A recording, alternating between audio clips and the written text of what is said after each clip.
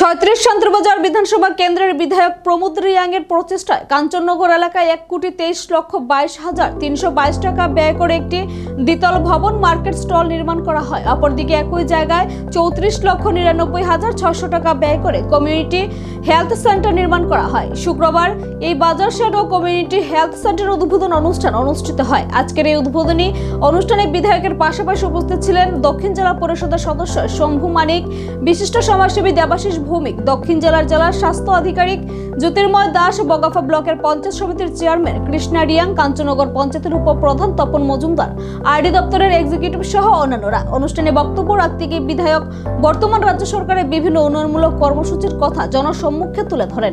শান্তিবাজার বিধানসভাকে সাজিয়ে তোলার প্রয়াস চালানো হচ্ছে তা নিয়েও বিস্তারিত আলোচনা করেন। দেবাশিস বাবু যে ৩ বছর আমরা করোনাতে আমরা কিছু করতে পারিনি, মাত্র এই 4 বছর যে স্পিডে আমরা কাজ করছি, আমি মাঝে মধ্যে আমি বসে আমি অবাক লাগে যে এত স্পিডে আমরা কাজ করেছি। যেমন এই যে gallery, Vidyajyoti school, district transport office, sub divisional আমরা এই যে ওয়েট অ্যান্ড মেজারমেন্ট অফিস, আমাদের আসবে এখন আবার court building, sub divisional court building, এবং নতুন এবার জাস্ট টেন্ডার অলরেডি টেন্ডার হয়ে গেল একটা 14 কোটির একটা ড্রাগ এডিকশন সেন্টার, এইটাও শান্তিবাজারে এখানে হবে। কাজ চলতেছে, এইরকম না যে ডেভেলপমেন্ট হয়নি, আমরা আস্তে আস্তে কাজ আমরা করতেছি এবং আগামী দিন আরও চেষ্টা করব যে আমরা কীভাবে করতে পারি। আমি তো ইচ্ছা করি যে জায়গা বসে সব কিছু পাওয়া যায়, যাতে আমরা আর আগরতলা যেতে না হয়।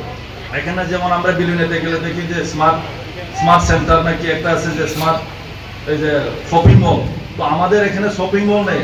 আমরা কি বিলনের থেকে আমাদের এখানে কি লোক কম নেই, আমাদের এখানে প্রচুর লোক আছে, তো আমরা এখানে দরকার স্মার্ট সেন্টার।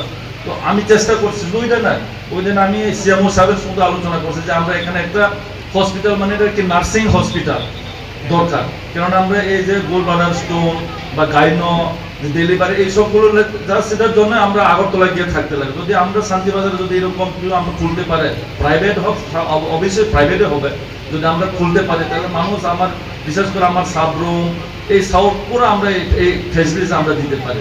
তো আমি চেষ্টা করছি, এবং আমরা একটা প্রাইভেট নার্সিং ইনস্টিটিউট গত 2-3 দিন আগে তারা ল্যান্ড অফ লাইটিংটাইতে আমরা করেছি।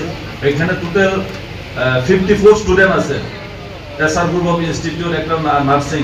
তো আগে আমরা কি করতো, বিএসসি না জিএনএম এর জন্য আমরা বেঙ্গালুরু যেতে হয়, হায়দ্রাবাদ যেতে হয়, কিন্তু কোয়ালিটি কত তো পাই না, এসে পরে কথা, কিন্তু এখানে আমরা সুযোগ পাই না, মানুষ এখানে যেতে। তো আমরা এটা আনেছে।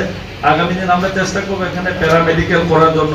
আগামী দিন আমার এটাও চেষ্টা আছে যে এখানে আমরা যে বিএড করার জন্য, এখন আমরা কি করতে হবে, বিএড করার জন্য আমরা ক্যালকাটা যেতে হবে সবাই, প্রাইভেট, এখানে তো প্রাইভেট, গভর্নমেন্ট না।